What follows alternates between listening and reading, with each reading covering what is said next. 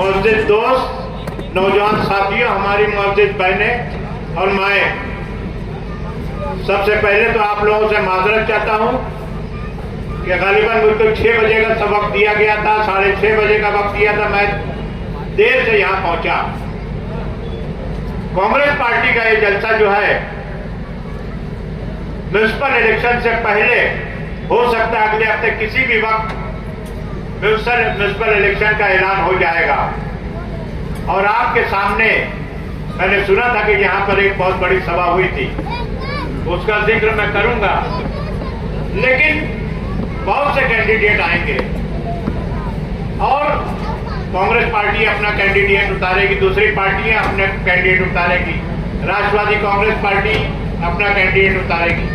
देखना आपको ये है कि कौन कॉर्पोरेटर जिसको आप चुन के देते हैं वो आपके साथ ईमानदारी के साथ, दयानतदारी के साथ और पूरी निष्ठा के साथ आपके साथ रहता है, आपके वार्ड के साथ रहता है, आपके लोगों के साथ रहता है। ये देखना आपका फर्ज है। साथ में किस पार्टी से वो बिलोंग करता है, किस पार्टी के साथ वो आता है। पिछला इलेक्शन आपके सामने है, बहुत से नगर सेवक आएंगे, काम देखना है। काम बहुत से लोग जो है काम करके भी लूटते हैं, बिकते हैं, बेचते हैं, बिकाते हैं। लेकिन आज हिंदुस्तान की तारीख में एक व्यक्ति ऐसा है जो झुकता नहीं, जो कहीं भी आप उसको टूटते हुए नहीं आपने देखा होगा, और वो शख्स है राहुल गांधी। राहुल गांधी एक वाही शख्स है। पूरे हिंदुस्तान में आपने देखा होगा कि भारतीय जनता पार्टी की आंख में आंख मिलाकर जो है पूरी ताकत के साथ लड़ रहा है। हालांकि बहुत उसको तोड़ने की कोशिश कर रहे हैं लोग, लेकिन वो ना झुकने वाला है ना टूटने वाला। और यही गांधी फैमिली का जो है होती है। परसों मैं देख रहा था टीवी पर, पार्लियामेंट का सीजन चल रहा था, राहुल गांधी ने हर एक पार्लियामेंट में अमित शाह को चैलेंज किया और अमित शाह का दोनों हाथ ऐसे हो रहा था। आपने देखा होगा ये चीज। यानी आप जो भी चाहे लोग कर रहे, वोट चोरी ये वो, और हम चाहते हैं, जैसे जाकिर भाई ने बहुत अच्छी बात बोला, मुझको अच्छा लगाएगा कि कांग्रेस पार्टी का एक इतिहास है, कांग्रेस पार्टी एक तारीख है, 70 साल आजादी की तारीख है। लेकिन उससे पहले 70-80 साल आजादी की लड़ाई की तारीख है। कौन लोग आजादी की लड़ाई में रहे और कौन लोग आजादी की लड़ाई में खिलाफ रहे, ये सब आपके सामने।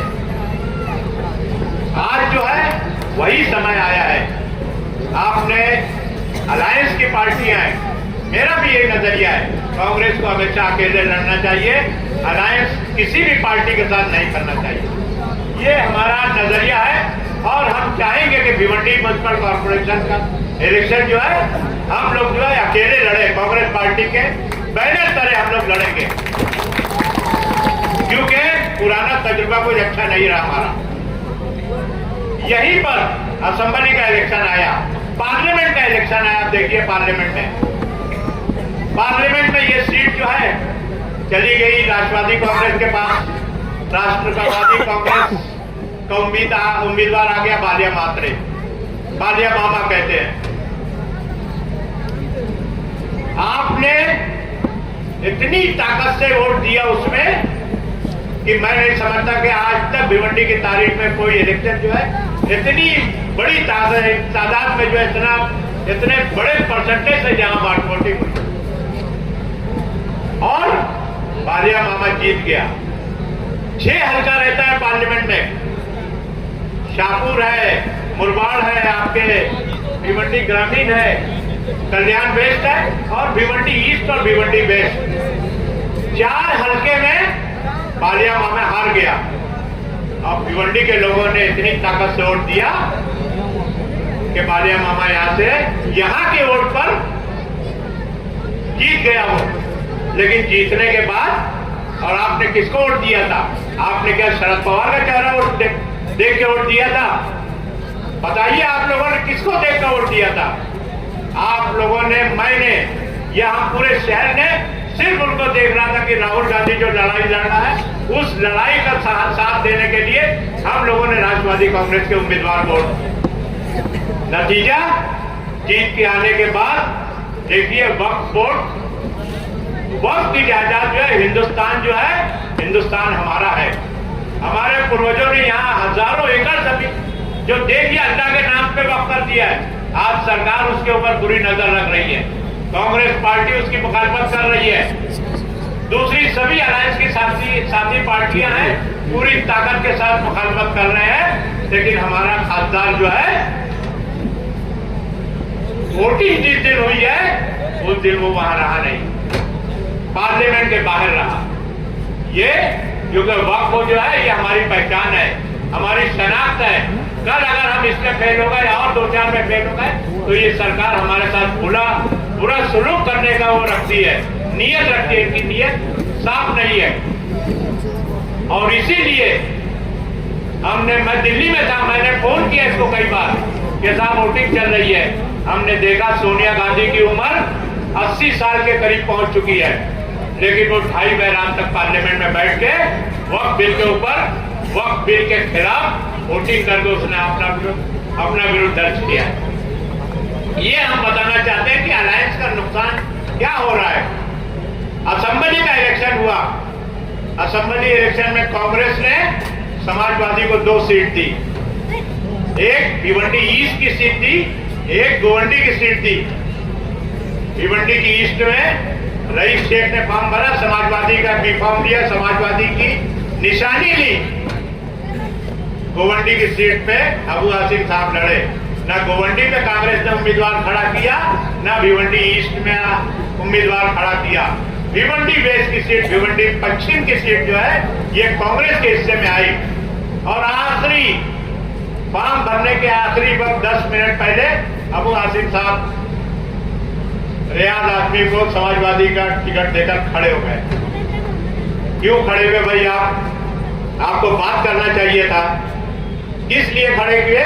क्योंकि उधर से फडणवीस जितना डुगडुगी बजाता उतना ही ये नाचते हैं, उससे कम और बेस ये नाच ही नहीं सकते। और आपने देखा होगा कि पार्लियामेंट के इलेक्शन में पूरा हिंदुस्तान जो है ये बीजेपी और मोदी के खिलाफ लड़ रहा था। 2 ही ताकत थी, एक तरफ राहुल गांधी थे जो मोदी के खिलाफ और राहुल के साथ थे, जो मोदी के फेवर में है वो मोदी के साथ थे। ऐसे में आपने कहीं भी पूरे हिंदुस्तान में अबू आसिम को नहीं देखा होगा।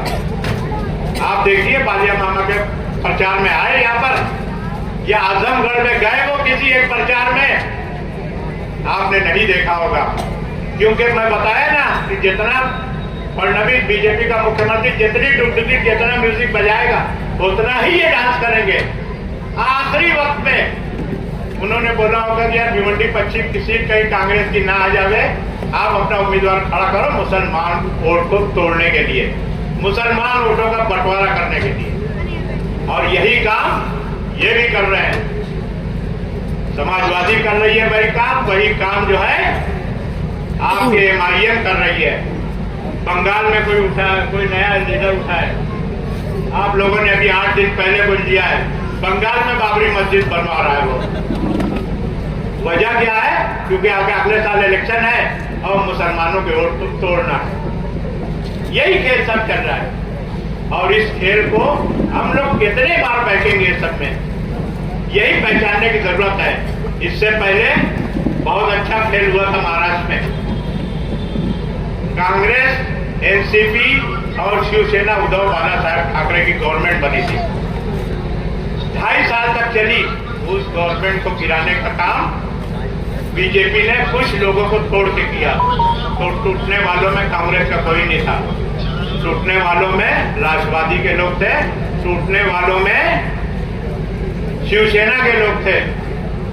और आपके दोनों MLA, मैं यहाँ माइक पे बोल रहा हूं, हमारे दोनों समाजवादी के MLA बीजेपी की तरफ उन्होंने साथ दिया था। पहचानने की यही तो आज जो है वार्ड का इलेक्शन कभी भी आएगा, कभी भी रहेगा, नहीं रहेगा, आप जीतोगे हारोगे, हमारे रोड का काम आज होगा नहीं होगा, गटर का काम होगा आज होगा नहीं होगा, लेकिन अगर हमारी शनाख्त को, हमारी पहचान को मिटाने का काम ये लोग करेंगे तो हम इनको माफ नहीं करेंगे। यही हमको देखने और समझने की जरूरत है। आज जो है अगर ये लोग नहीं अगर उस तरफ वोटिंग करते, आज कुछ ना कुछ हमको बोलने की यहाँ पे जगह रहती कि हमने एक सेकुलर आदमी को वोट दिया था। एक नहीं दो बार किए, स्पीकर के इलेक्शन में भी यही हरकत इन्होंने की है। अब किस वजह से किए हैं, किसके बोलने पे किए और क्या क्या ले दे के किए मालूम नहीं। लोग बोलते हैं खोखा खोखा क्या होता है, मैं तो समझता नहीं, क्योंकि मैं पावर लूम का मालिक हूँ। पावर लूम में पहले पेटी आती थी खून की, अब कार्टून में आता है। अब खोखा क्या होता है मुझको पता नहीं है। तो ये सब खेल जो है आपकी वोट के ऊपर ये सब खेल खेला जा रहा है। हमको यही समझने की जरूरत है। और ये सब काम जो है इस तरह से, और क्यों अभी जो है म्युनिसिपैलिटी के इलेक्शन में एक यहाँ पे शायद मैं समझता हूँ कोई और जलसे में क्या था हेडिंग, 30 साल बेमिसाल, 30 साल बेमिसाल। हमारा जरा पूछो तो 30 साल में 3 काम अगर वो बता दे बेमिसाली का, तो मैं भी उनके पीछे पीछे चलने के ऊपर तैयार हो जाऊं। और एक डायलॉग उन्होंने वहां पे बोला था, भिवंडी में भगोड़े बहुत है, भिवंडी में भगोड़े बहुत है। मैंने कहा और जलसे में भी कहा, यहां भी कहना चाहूंगा ये आसिम भाई, पूरे भिवंडी को गाली देने का काम मत करो आप। भगोड़े पहले आप हो।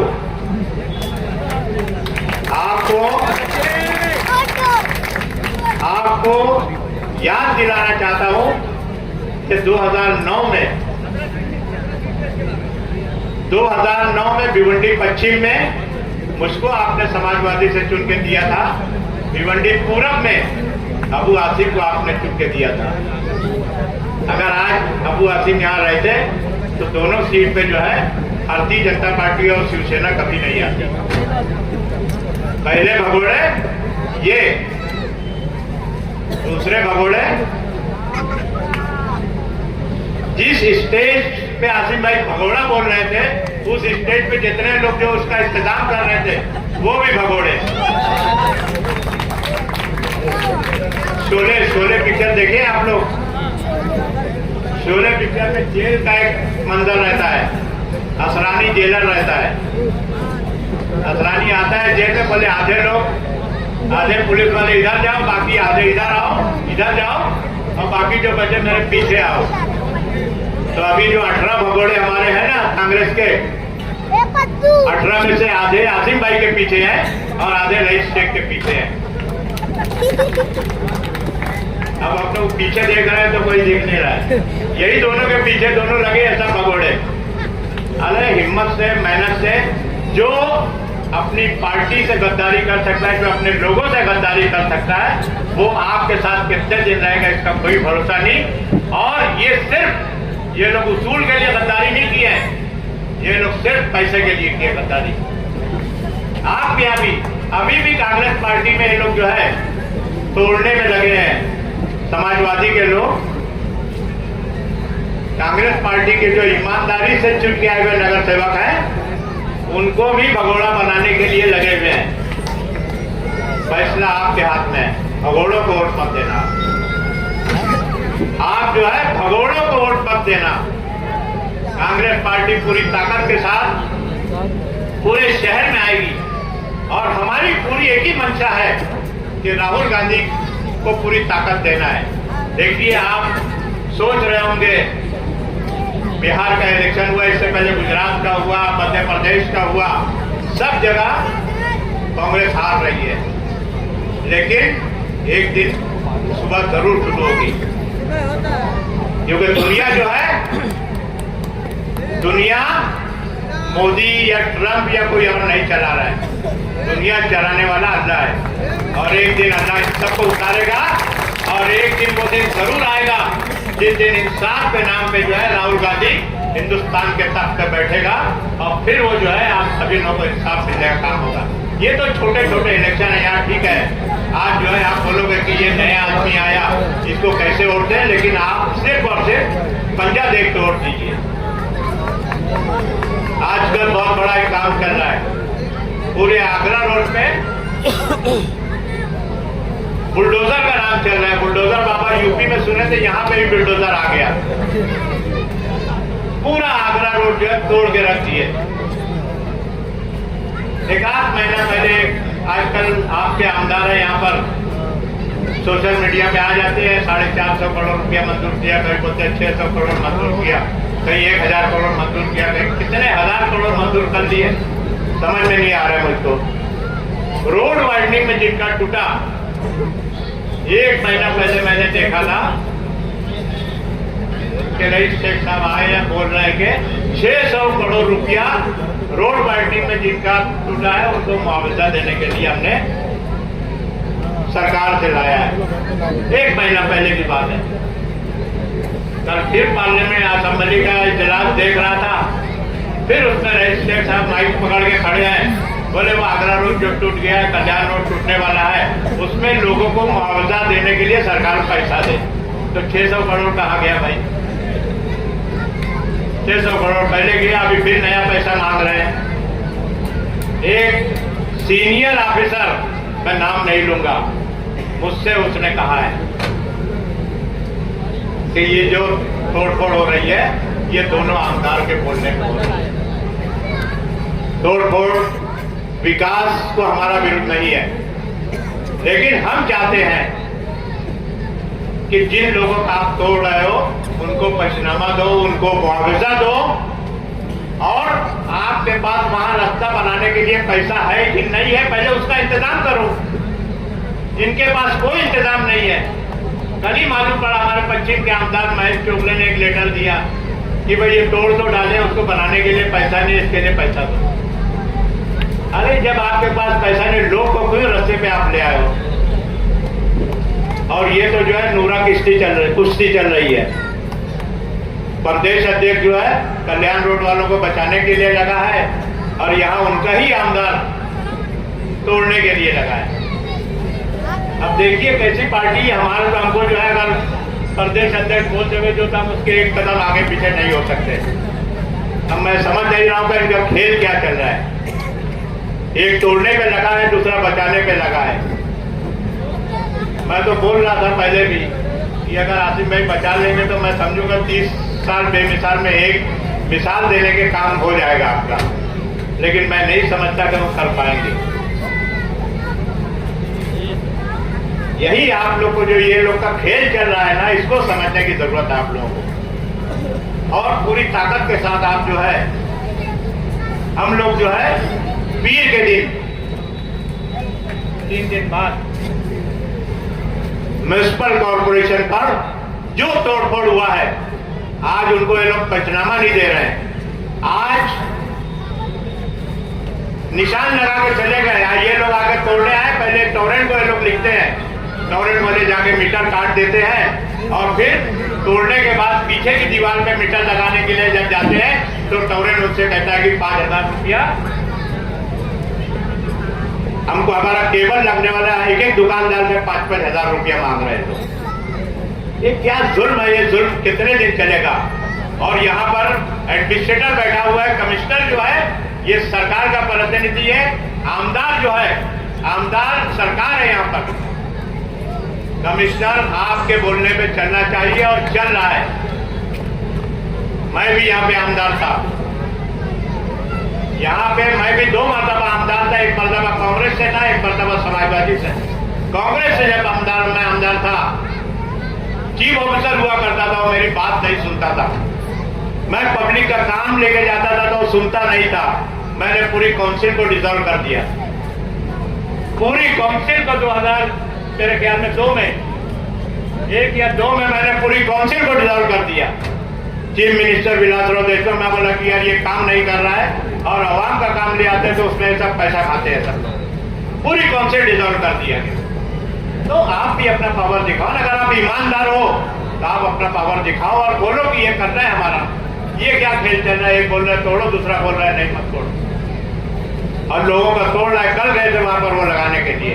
कांग्रेस पार्टी ने फैसला किया है, चाहे पुलिस परमिशन दे चाहे ना दे, पीर के दिन कांग्रेस पार्टी म्यूनसिपलिटी के गेट के ऊपर जो तोड़फोड़ चल रही है, कल्याण रोड पे जो निशान लगाने का काम चल रहा है, उसको रोकने के लिए हम लोग वहाँ एक बहुत बड़ा धरना देने का काम करने वाले हैं।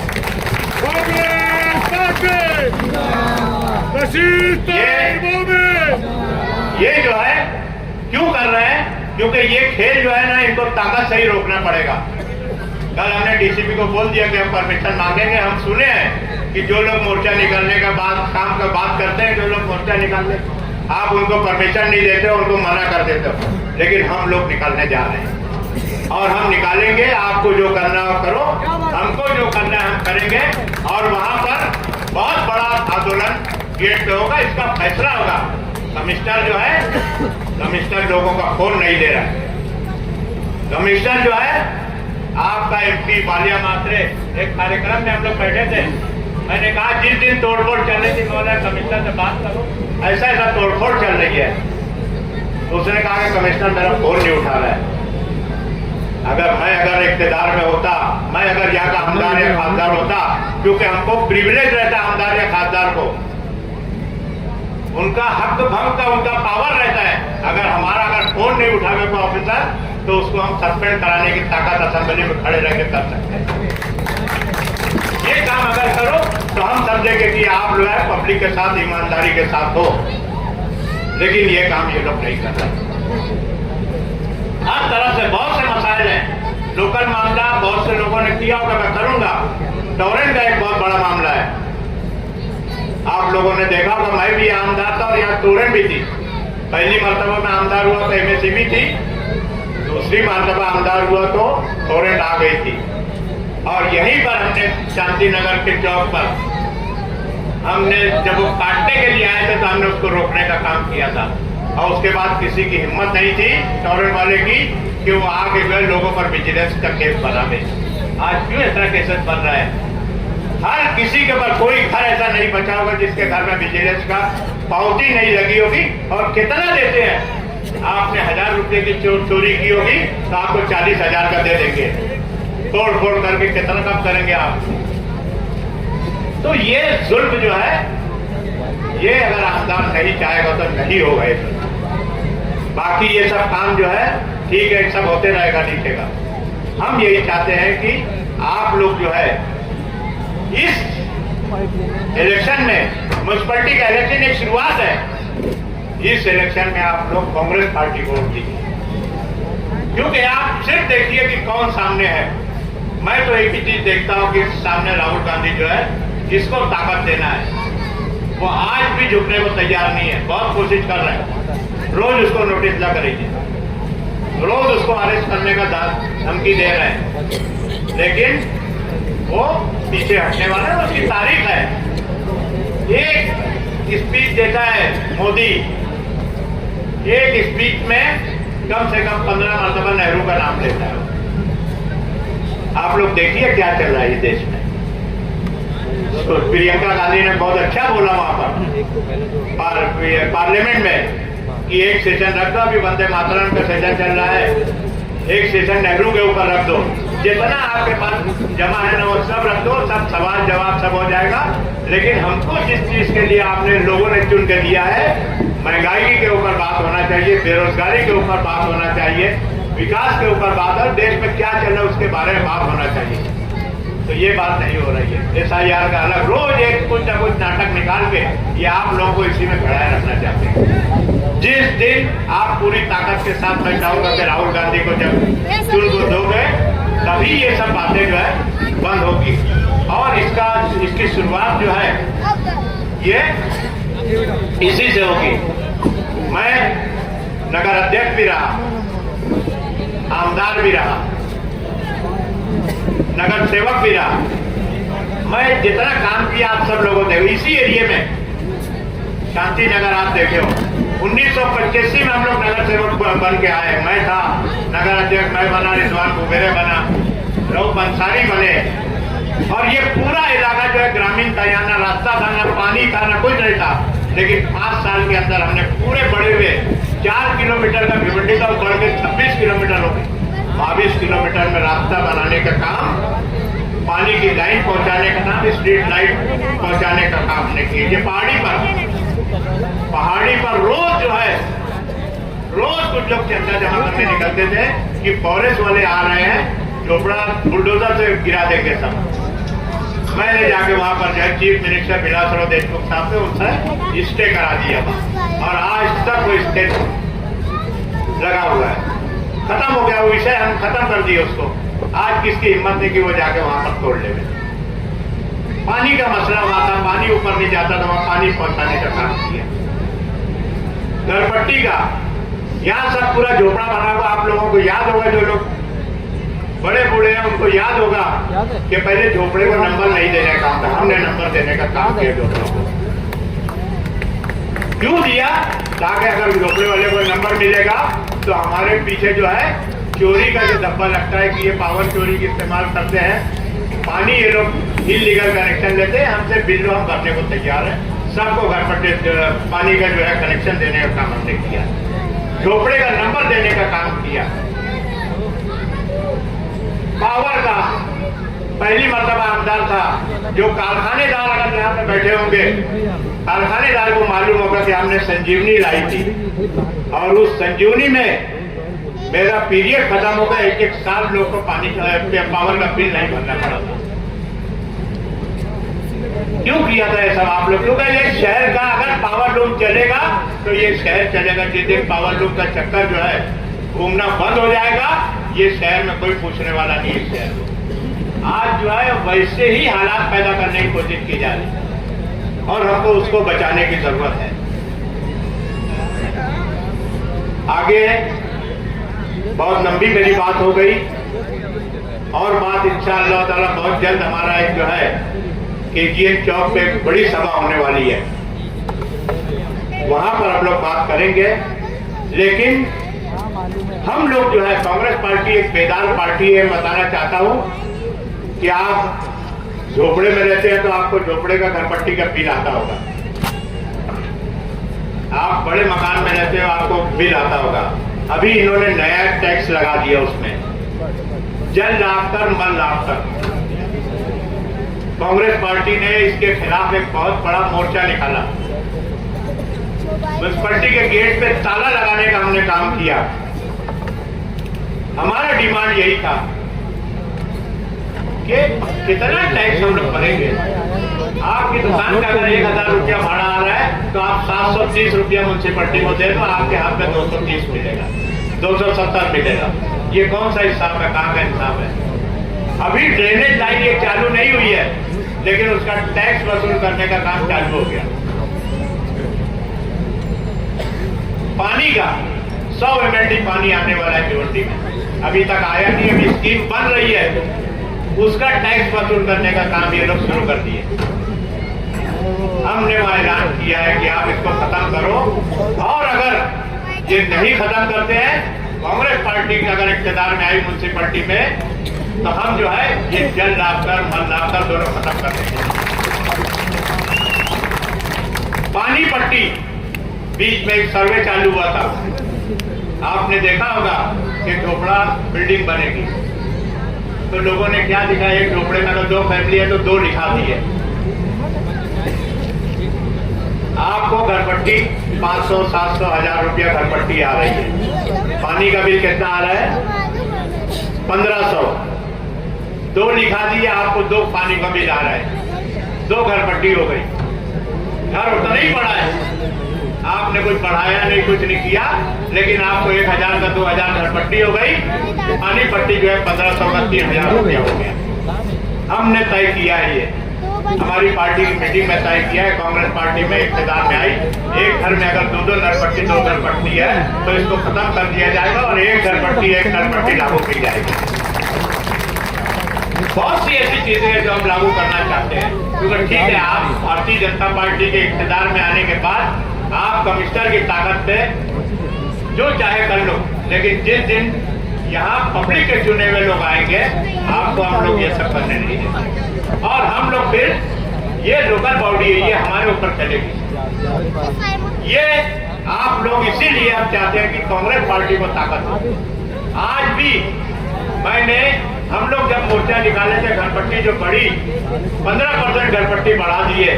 हमने उस वक्त दोनों आमदार को हमने चाहा था कि हम लोग अगर एहतजाज कर रहे हैं आप लोग इसको रुकवाने का काम करो, लेकिन इन्होंने कुछ नहीं किया, इन्होंने रुकवाने का काम नहीं किया और आज जो है वो घरपट्टी बड़ी भी लग गई। ये जो है क्या आपकी पहुंच में है इतनी घरपट्टी भरना? और रोज आपका नाम जो है नोटिस दे देते हैं अखबार में कि ये घरपट्टी में इतने डिफॉल्टर है, इतने लोग घरपट्टी नहीं भर रहे हैं, इतना करोड़ रुपया बाकी है। अरे बाकी आप लोग कुछ भी बढ़ा के लगा दोगे तो लोग कहाँ से भरेंगे? आज रोजगार नहीं है। आज जो है मैं तो रोज ऑफिस में बैठा हूँ, आंख में आंसू आ जाता है मेरे कभी कभी। ऐसे एक औरत अभी 8 दिन पहले उसको टॉरेंट ने लगा दिया 10,000 रुपया, एक 40,000 रुपया लगा दिया। मैं बहुत कोशिश करके उसको 8,000 रुपया करा दिया। वो औरत मेरे सामने गिर गई। मैंने जेब से उसको एक आदमी लेके भेजा उसको अस्पताल में, बोला 5,000 रुपया ले, इसको अस्पताल तो जाके दिया। 8,000 उसको भरने की ताकत से उसको 40,000 का बिगाड़ है। इसी तरह घरपट्टी का जो है ये लोग जो है, और क्या कर रहे हैं लोग, लूट मार मची है म्यूनसिपलिटी में। आप एक ये रोड का काम होता है, ये अगर इसका एस्टिमेट 1 करोड़ का अगर बनता है तो 50 लाख रुपया जो है रिश्वतखोरी में चला जाता है। 50 लाख का ही काम होता है। ये हालत करके रखे इन्होंने, इसको रोकने की जरूरत है। और आपको पकौड़े आएंगे आपके पास। एक चुटकुला सुना के मैं अपनी बात खत्म करता हूं कि आपके सामने जो लोग वोट मांगने के लिए आएंगे, थोड़ी देर और बैठे जाना। हमारे खासदार साहब थोड़ा लेट आए, मेरे बाद वो भी बोलेंगे, उनको भी सुनना। एक व्यक्ति, एक शख्स जो है नकली नोट छापने का काम करता था, जैसा आजकल मोदी छाप रहे हैं नकली नोट। नोटबंदी में बोले कि अब ब्लैक मनी बहुत बढ़ गया है। जब नोटबंदी खत्म हुई तो बोले ब्लैक मनी कुछ भी नहीं मिला। ऐसे ही एक व्यक्ति नकली नोट छापने का काम करता था। एक बार उसके मालिक ने 20 की नोट छापने दिया, कागज दे दिया, प्रिंटर दे दिया, फर्मा दे दिया, सब दे के एक नौकर को बिठा दिया कि रात भर में तुम ये 20 की नोट छाप लो। नौकर पढ़ा लिखा नहीं था, 2 की बजाय 3 का हिंदेसा लगा दिया वहां पर। 20 में 2 आता है ना, उसकी जगह 3 लगा दिया उसने। और छपाई चालू हो गई तेजी के साथ प्रिंटिंग मशीन पे। सुबह आया तो बंडल के बंडल 30 रुपये की नोट छप गई सब। अब ये आया तो बहुत खिलाया, 30 की नोट कहाँ जाती है, हमारे चलन में नहीं है। जैसे आपने देखा नोटबंदी में 2,000 रुपये की नोट चलन में नहीं थी, मोदी ने 2,000 रुपये की नोट लाया और फिर बाद में वापिस मिले। अब वो बहुत परेशान हुआ कि इसमें मेरा कागज भी गया, कलर भी गया, प्रिंटिंग भी हुई, सब खर्चा हो गया। अब ये 30 की नोट मैं कहाँ छपाऊं कहाँ है इसको? एक दोस्त के पास गया, बोले यार ऐसा ऐसा गलती हो गई है। तो उसने कहा कि जाओ बिहार या यूपी में जाओ, वहां लोग को इतना मालूम नहीं कि कौन सी नोट चला